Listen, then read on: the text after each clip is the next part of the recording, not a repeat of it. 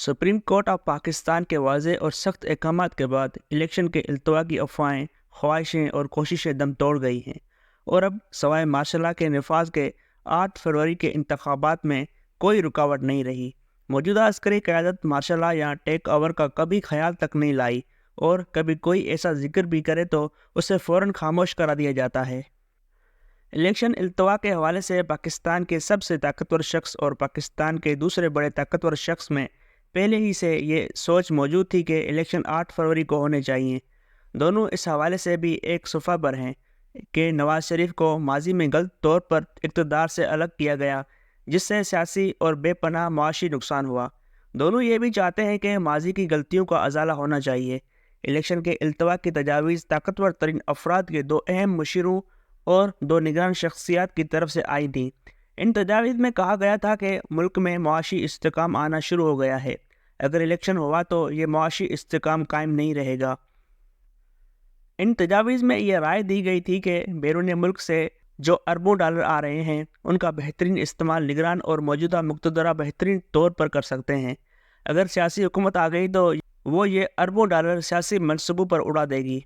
यह ख्याल भी ज़ाहिर किया गया था कि फरवरी इलेक्शन में PTI की जीत को रोकना मुश्किल होगा। इस कालम निगार ने जब बालाई हलकों में ये अफवाह सुनी तो इसे बगैर मिर्च मसाले के शाया कर दिया। अंदाज़ा था कि इसका मनफी रद्दअमल होगा और वैसा ही हुआ। मुस्लिम लीग नून और मुल्क के दूसरे ताकतवर तरीन शख्स ने सख्त और वाज़ेह मौक़िफ़ लिया कि नई इलेक्शन 8 फरवरी को ही होने चाहिए। मैंने अल्तवा की अफवाह के साथ ये भी लिख दिया था कि मुल्क के सबसे बड़ी अदालती शख्सियत अल्तवा की तजवीज़ को कामयाब नहीं होने देंगी और बिलाखिर ऐसा ही हुआ।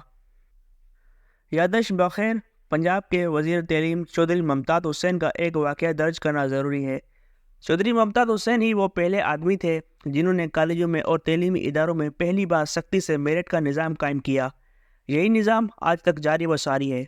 चौधरी मुमताज़ हुसैन ने एक बार फ़ोन करके मुझे अपने सरकारी रहायशगाह पर बुलाया। मैं ताज़ा रिपोर्टर बना था।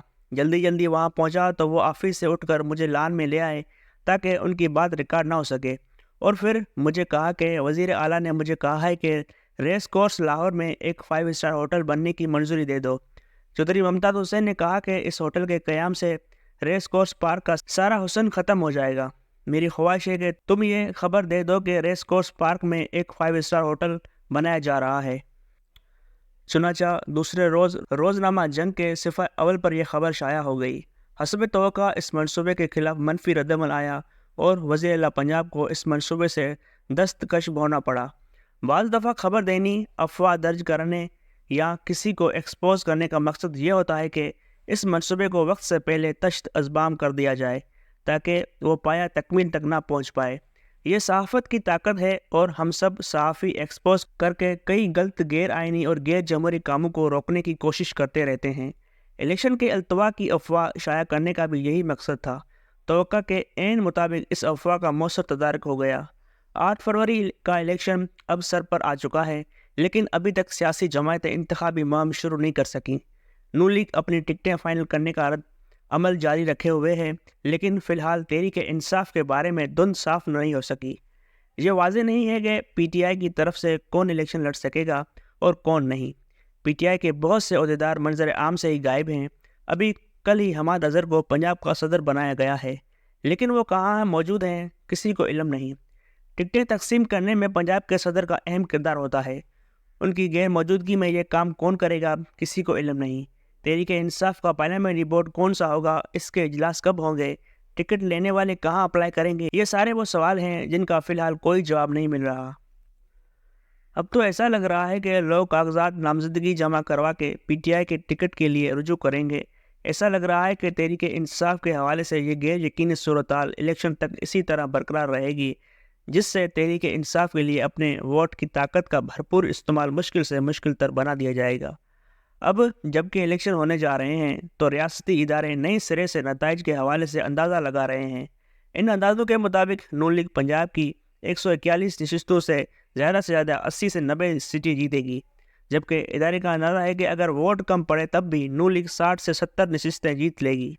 इसी तरह लाहौर के 14 में से 8 नशिस्तों पर नून लीग की पोजीशन मजबूत है, जबकि 6 नशिस्तों पर PTI का वोट बैंक मुश्किलात पैदा करेगा।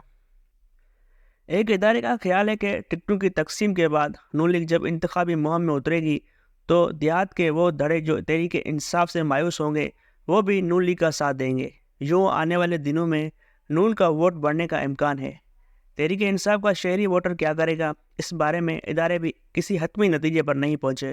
بہت سو کا خیال ہے کہ خوف اور نا امیدی کی وجہ سے ووٹروں کی بڑی تعداد گھروں سے نہیں نکلے گی، جبکہ کئی افراد یہ رائے دے رہے ہیں کہ پی ٹی آئی کا ناراض ووٹر الیکشن کے انتظار میں ہے اور وہ اس دن قطار اندر قطار نکل کر سب کو حیران کر دے گا۔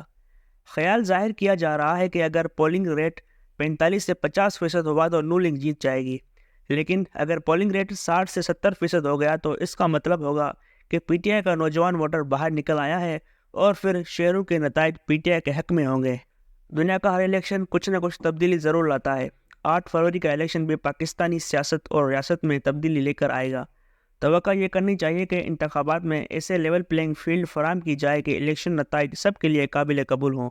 نتائج قبول ہوں گے تو اگلی حکومت چل سکے گی، وگرنہ ماضی کی طرح دھاندلی زدہ اسمبلی اور دھاندلی زدہ حکومت کا الزام چلتا رہے گا۔ نہ کوئی ڈالنا ہونا چاہیے اور نہ کوئی سوتیلا، سب اس قوم کے بیٹے ہیں، سبھی کو برابری اور انصاف ملنا چاہیے۔